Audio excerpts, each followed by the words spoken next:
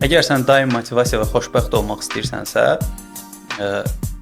səndə 3 hal var. Ya başın xarab olub, psixoloji dərin problemlərin var, ya kayfdasan, nəsə maddə atmısan, təsir altındasan, ya da ki, özünü yanlışlığa sürükləməklə məşğulsan. Bir video paylaşmışdım. Deməli, tonqaldır Novruz bayramında. Tonqal qalanır. Videonun üzərinə yazılıb ki, sənin boynuvun arxası da belə yanır, qardaşım.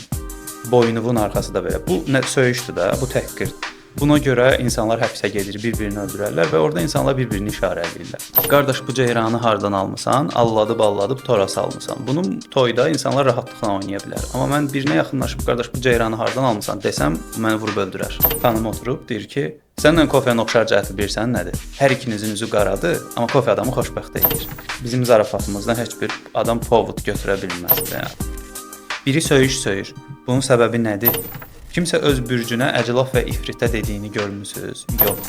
Mən auditoriyada test edirəm. Deyirəm ki, həyatınızda əclaf və ifritə insanlar var. Yəni, hər kəs əlini qaldırır.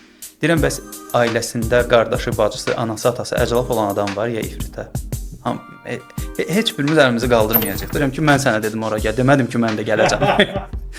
Sən xəstəsən, əminə telefonda başlayır. İnsan mükəmməl canlı deyil. Mükəmməlliyə can atan canlıdır.